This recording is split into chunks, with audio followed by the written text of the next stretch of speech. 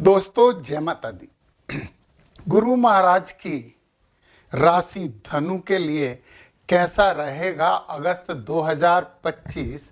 आज हम अगस्त माह की पूरी कुंडली का विश्लेषण करने वाले हैं और कुछ आपको उपाय भी बताने वाले हैं।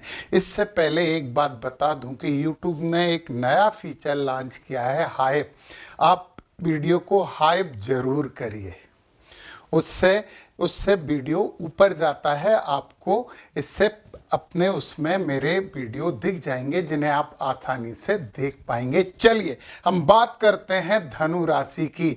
तो क्या करना चाहिए, कुछ बातें हैं ज्ञान की, यदि सुन लें तो बहुत अच्छी। वैसे गुरु जो धनु राशि है ना, वो तो ज्ञान देने की प्रवृत्ति रखने वाली ही राशि है। जहाँ जरूरत नहीं है वहाँ भी धनु राशि वाले अपना ज्ञान तो देते ही हैं। फिर भी अगस्त 2025 चंद्र राशि धनु ज्ञान को कर्म में बदलने और विस्तार के लिए आधार बनाने का महीना है। अपने ज्ञान को कर्म में बदलिए और विस्तार करिए। आपका आदर्श ही आपकी दिशा बनेगा और आपकी दृष्टि ही आपकी शक्ति होगी। ये बातें ध्यान रखें। और 5 बातें जिन पे आपको बहुत ज़्यादा ध्यान देना है यदि आपको अगस्त माह यादगार बनाना है तो आदर्शों के साथ लक्ष्य साधिए। यदि सफल होना है तो आदर्श से काम नहीं चलेगा, लक्ष्य भी चाहिए। विस्तार की योजना बनाइए, अनावश्यक विस्तार से बचिए। ऊर्जा का प्रवाह सही रखिए, मन भी शांत रहेगा। गुरु चरणों में स्थिरता और विचारों में विस्तार आएगा।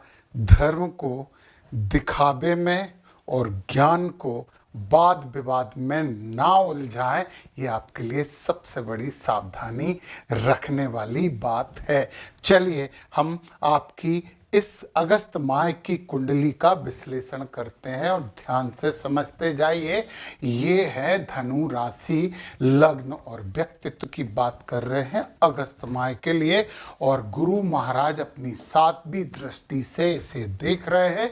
और गुरु की दृष्टि जो होती है वो समृद्धि होती है।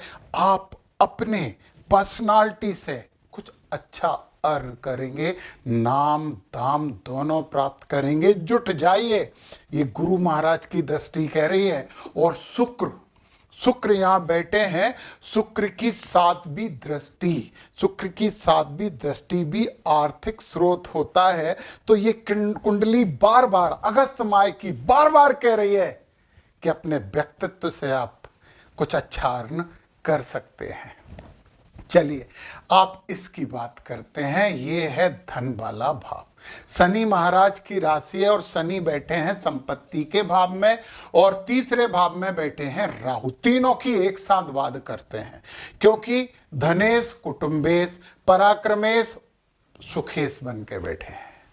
तो शनि महाराज कठोर होते हैं, आसानी से सुख नहीं देते।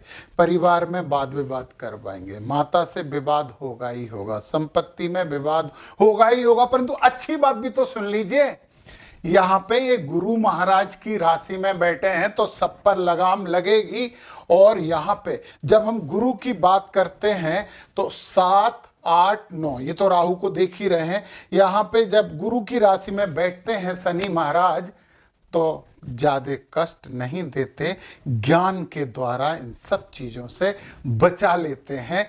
तो ज्ञान का उपयोग करिए और ये सब समस्याओं से बचिए। परंतु अच्छी बात यह है कि तीसरे भाव यानी आपके उच्च भाव में राहु विराजमान है और राहु के लिए ये बहुत अच्छा भाव होता है।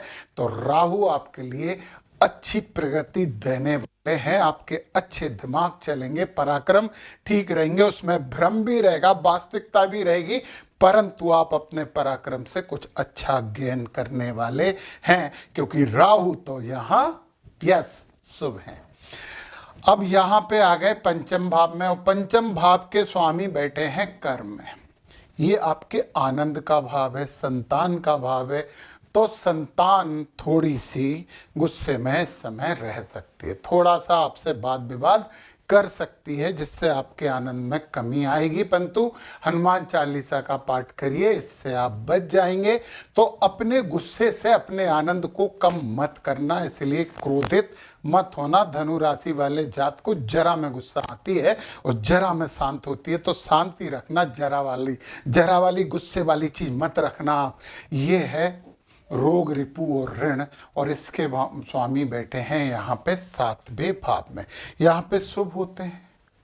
आपका जीवन साथी जो है थोड़ा सा रोमांटिक होगा, फैशन परस्त इस समय हो जाएगा।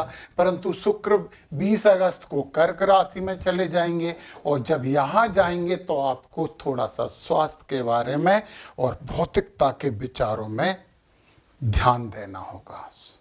तो योगा एक्सरसाइज करें, लक्ष्मी नारायण को हम पूजें, तो शुक्र यहाँ पे 20 अगस्त के बाद ज़्यादा समस्या नहीं देंगे। अब हम आ जाते हैं आपके 8वें भाव में, परंतु उससे पहले गुरु की दृष्टि की बात भी तो कर ही लेते हैं ना। गुरु की सबसे पहली दृष्टि 1, 2, 3, 4, 5 लाभ पे पड़ रही है। गुरु की एक दृष्टि लाभ पे, लाभ में वृद्धि होगी, सोशल सर्कल बढ़ेगा, अच्छा होगा।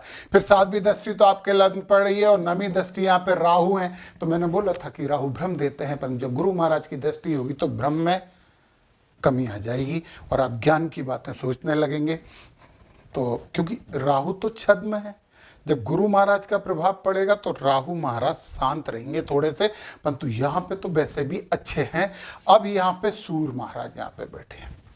सूर्य जब यहाँ पे बैठते हैं तो थोड़ी सी समस्या जरूर देते हैं, और जब समस्या देते हैं तो आप ध्यान रखिए, स्वास्थ्य पे आपको ध्यान रखना है। परंतु 17 तारीख को सूर्य महाराज सिंह राशि में अपनी राशि में आ जाएंगे। केतु पहले से ही बैठे हैं, आध्यात्मिकता से आपको भाग्योदय होगा ही होगा। केतु आध्यात्मिक बनाते हैं, भाग्य में उतार चढ़ाव करते हैं, परंतु सूर्य और केतु हो जाएंगे तो वो कहते हैं कि सूर्य ग्रहण हो जाएगा। परंतु सूर्य अपनी राशि में है और ग्रहों के राजा हैं, केतु को तो सिर भी नहीं है। तो सूर्य महाराज यहाँ पे आपके भाग्य में निश्चित ही वृद्धि करवाएंगे और यहाँ बहुत अच्छे होते हैं। और वो कहते हैं कि सूर्य से 7वां भाव चमकता है, तो आप ध्यान दीजिए। धन तो सूर्य महाराज भी कह रहे हैं कि आपके पास आने वाला। भाग की बात कर ली, मंगल यहाँ पे आपको कर्मवीर बना रहे हैं, योद्धा बना रहे हैं, कठोर कर्म करवा रहे हैं। ये हैं आपकी शुक्र बैठे हैं आपके व्यवसाय के भाव में, गुरु के साथ बैठे हैं। शुक्र की राशि तुला है, ज्ञान भी होगा, समझ लीजिए, ज्ञान भी होगा। और व्यय, आप अपने विचारों से, उत्तेजना से व्यय करेंगे। विदेश यात्रा का भी अवसर आपके पास है। विदेश यात्रा का मतलब दूर की यात्रा भी हो सकती है, परंतु फिर भी यह है कि खर्चा वो करवाने वाले हैं।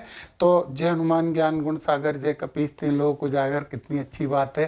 तो कुछ बातें, कुछ उपाय जिन्हें आपको अपनाना चाहिए और इस महीने को अच्छा बना लेना चाहिए। गुरुवार को पीले चने, हल्दी की गांठ और पीला वस्त्र किसी ब्राह्मण या साधु को दान करें। गुरु के नाम से पढ़ाई या धार्मिक पुस्तकें कहीं दान दे दें योग्य व्यक्ति को। घर के उत्तर पूर्व दिशा में पीतल का दीपक जलाएं और केसर से स्वास्तिक बनाएं। अपने जीवन में एक गुरु, मार्गदर्शक या बड़े बुजुर्ग को सम्मान पूर्वक नमन करें, ये सबसे बड़ा उपाय है।